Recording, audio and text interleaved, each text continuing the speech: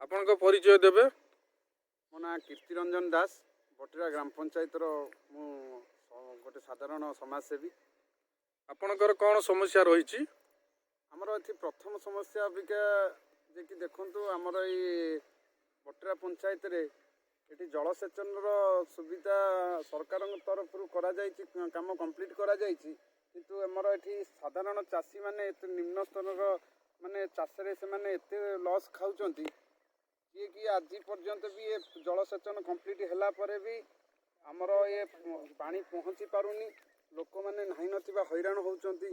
ଅଲଗା ଇଏରୁ ଭଡ଼ାରେ ପମ୍ପ ସେଟ୍ ଆଣିକି ନିଜେ ବହୁତ ପଇସା ଏଠି ମାନେ ଇନଭେଷ୍ଟ କରୁଛନ୍ତି, ଯାହାଫଳରେ ଚାଷୀମାନଙ୍କର ଏବେ ଏତେ ଶୋଚନୀୟ ଅବସ୍ଥା ହେଲେଣି, ଚାଷ ଛାଡ଼ିବା ପାଇଁ ସେମାନେ ବସିଲେଣି। ଯେ କି ଆଜି ଆମେ ଗୋଟେ ଭାରତବର୍ଷର କୃଷି ପ୍ରାଧାନ୍ୟ ଦେଶ ହେଇକି ବି ଆମ ଚାଷ କରିବା ପାଇଁ ଲୋକ ଚାଷ ଛାଡ଼ିଛନ୍ତି, ଅବିକା ବାହାରକୁ ଯାଇକି ଦାଦନ ଖଟିବା ପାଇଁ ଯାଉଛନ୍ତି। ଏଇ ପାଣି ସକାଶେ ଦେଖନ୍ତୁ, ପାଣି ପାଇଁ ଏଠି ଲିଫ୍ଟ ଇରିଗେସନ୍ ଗୋଟେ ଏରିଆରେ କରାଯାଇଛି, ଏହାର କମ୍ପ୍ଲିଟ୍ ସରିଲାଣି।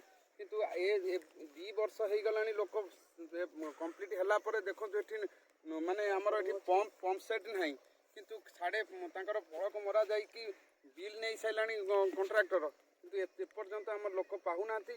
ଏଟାକୁ ଆମେ ଲୋକଲୋଚନକୁ ଆଣିବା ପାଇଁ ବହୁତ ଥର ମାନେ ଆମ ଜଳସେଚନ ଆପଣଙ୍କର ସ୍ଥାନୀୟ ସରପଞ୍ଚ ସହିତ ବି ଯୋଗାଯୋଗ କରିଥିବେ, ଯେଉଁ ପାଣିର ସମସ୍ୟା ରହିଛି ଚାଷୀମାନେ କିଛି ଉନ୍ନତ କରିବା ପାଇଁ। ସରପଞ୍ଚଙ୍କୁ କୁହାଯାଇଛି, ସଭ୍ୟଙ୍କୁ କୁହାଯାଇଛି, ଆମର ଜଳସେଚନ କାର୍ଯ୍ୟବାହିନୀ ତାଙ୍କୁ ବି ଆମେ ଜଣାଇ ଦିଆଯାଇଛି। କିନ୍ତୁ ସେମାନଙ୍କ ସମସ୍ତଙ୍କର ପ୍ରତିଶ୍ରୁତି, ହଁ କରିଦେବୁ, ହଁ ସେ କମ୍ପ୍ଲିଟ୍ ହେଇଯାଇଛି, ସେଠି ଇଏ ହେଇଯିବ, ଲାଇନ୍ର ବ୍ୟବସ୍ଥା କରିଛନ୍ତି। କିନ୍ତୁ ଏଠିକି ଲାଇନ୍ର ସପ୍ଲାଏ ନାହିଁ।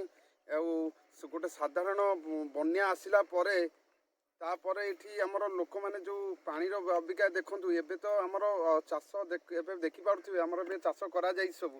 କିନ୍ତୁ ଏବେ ପାଣିର ସମସ୍ୟା ଧୀରେ ଧୀରେ ଏବେ ନଦୀ ନାଳ ଶୁଖିଗଲାଣି। ଅବିକା ନଈର ବି ପାଣି ବହୁତ କମିଯାଉଛି। କିନ୍ତୁ ଏବେ ବି ଆମେ ଏବେ ଆଉ 2 ମାସ ପରେ ବୋଧେ ଆମର ଏବେ ନଦୀରେ ବି ପାଣି ବହୁତ ତଳକୁ ପଳାଇବ, ଯେଉଁଟାକି ଆମେ କୃଷକମାନଙ୍କ ପାଇଁ ଏତେ ଅସୁବିଧା ହେଇଯିବ। ଧୀରେ ଧୀରେ କୃଷକମାନେ ଏତେ ଲସ୍ ଖାଉଛନ୍ତି, ଯେଉଁଟାକି ବହୁତ ମାନେ ତାଙ୍କର ନିଜର ଆଉ ଚାଷ କରିବା ପାଇଁ ଆଉ ମୋଟିଭ୍ ନାହିଁ।